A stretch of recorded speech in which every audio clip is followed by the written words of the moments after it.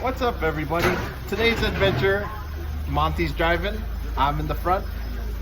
We got a whole bunch of people in the back right here. We are in the fantastic Caverns. It's just northwest of Springfield. And this is a Jeep riding tour. Oh, I got dripped on. Dripped on is 7 years good luck. Oh yeah, 7 years good luck. If you go in the cave and you get dripped on, look at this low spot. Look, it's like, there's a whole bunch of people behind us. Look at this. Look at this. Absolutely. Wow, right? Oh, you gotta be able to drive in the dark. Oh yeah. So we have one kind of bat, but you won't see any today. Look at this. Because we only have about 10 of them, and they're known as the Eastern Tricolor. So those bats are about the size of my thumb. They're about a 3-inch wingspan. And like I said, we only have about 10 of those inside of our cave.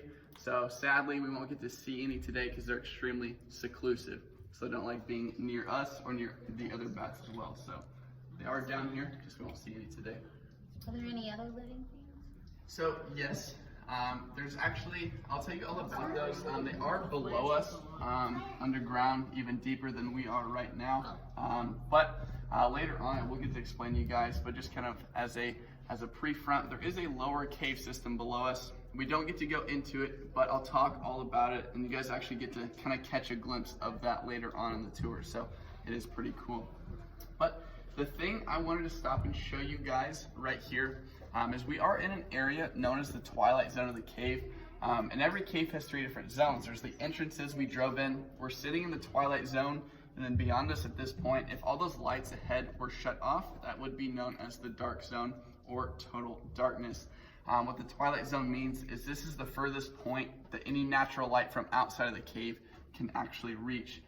So it's a really weird area between total darkness and just a little bit of that natural light.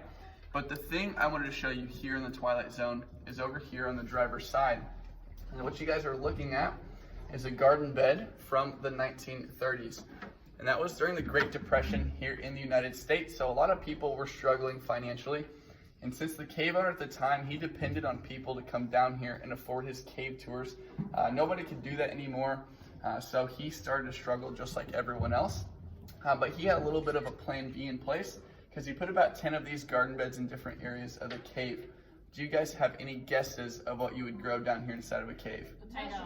Potatoes was my original guess, but somebody did say mushrooms, and that is what he would grow down here. Because they are a fungus, so they don't need light to grow, and it's always nice and damp down here as well. So it is very good mushroom environment down here. And every Friday he would harvest the little button top mushrooms that he would grow. He'd take them up to the Springfield local markets. He would sell them, and that's how he kept his family afloat during the Great Depression, which is pretty cool to me.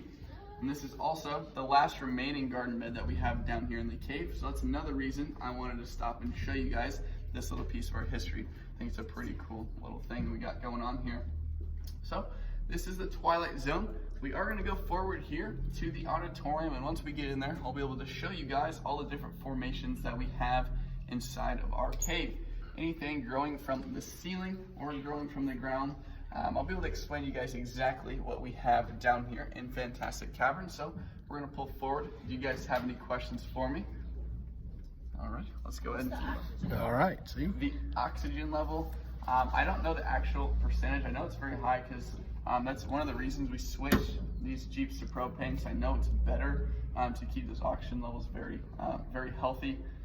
Because obviously when you burn gasoline, it's carbon monoxide as a byproduct. But when you burn propane, it's water and carbon dioxide.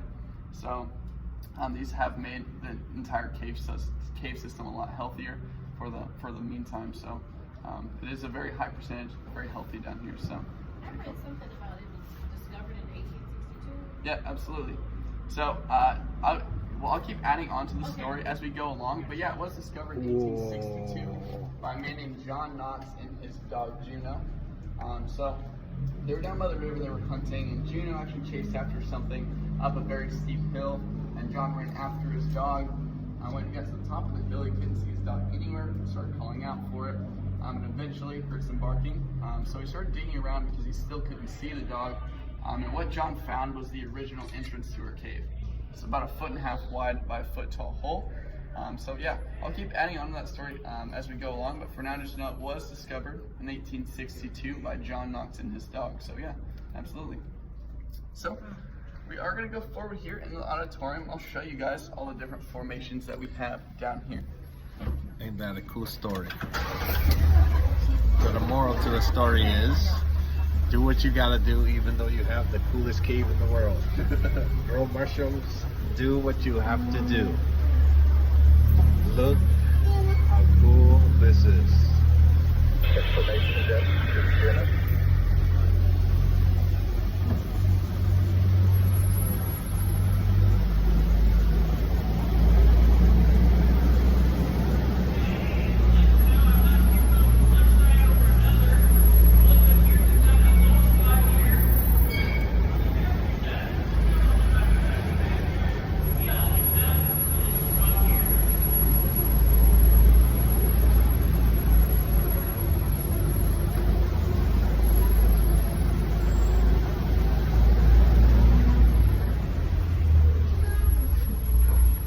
That's the stalactite up there, coming down. Look Alrighty at that. guys, so Fantastic Caverns is a limestone cave. And limestone is a type of rock that can actually dissolve in water. So believe it or not, the entire cave that we get to drive through today is an ancient underground river. Everything in here was carved out completely naturally, but all that flowing water that was just below the surface. So for now, know that water formed the cave itself, and water is also responsible for all the formations that you guys will see today, things like these growing up from the ground. But I'm going to show you guys the entire process of exactly how we get to that step right down there. If you guys will look right up here at the ceiling, those little skinny things that are hanging down, those are known as soda straws. And the way that those form is when water from the surface manages to drip through little cracks in our ceiling, it'll actually deposit a mineral known as calcite up there on the ceiling. And calcite is essentially the same thing as calcium, like our teeth and our bones, things like that. So with enough water dripping in that same spot, that calcite buildup will actually start to grow downward and form those little skinny straws that you guys saw right up there.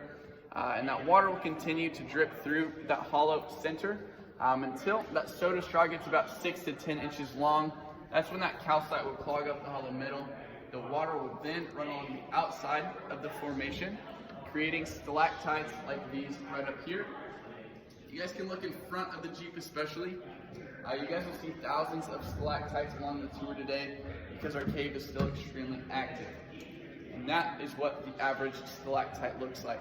But we do have a special form of those inside of our cave, known as cave curtains or cave draperies, things like these right up here. And they're formed just a little differently. These cave curtains form when the ceiling is at a slope, so that water actually drips through and it drags that calcite mineral with it. That's why these cave curtains have a wider shape to them. They also fold over themselves, things like that, just because they're doing whatever the ceiling is right up there. But you guys can see this cave curtain's dripping non-stop right on top of this right down here. And this guy growing up from the ground is known as a stalagmite. And all that water that gets puddled up right down there, as soon as evaporation starts to take place, the water goes into the air and the calcite mineral is left behind, and eventually it'll start to grow upward as long as there's water dripping on it, because that process will continually repeat itself. Drip, Pretty cool, evaporate, drip, evaporate, and will start to grow upward. And eventually, the stalagmite down here and the stalactite right up there, they will grow together and they'll meet in the middle and create a cave column or a cave pillar. Yeah. Sadly, none of us sitting around today are going to see these two particularly together because it takes a very long time to do. The average growth rate of all the formations inside of our cave is about a cubic inch every 100 years. So it takes a very long time to grow, and that's also, that is a volume as well. So if you were to take a 1 cubic inch ice cube, set it on top of there and let it melt, the surface area gained is how much it would grow in 100 years. So it takes a very long time. Coolest thing ever. With that See being you on the said, next I adventure. cannot tell you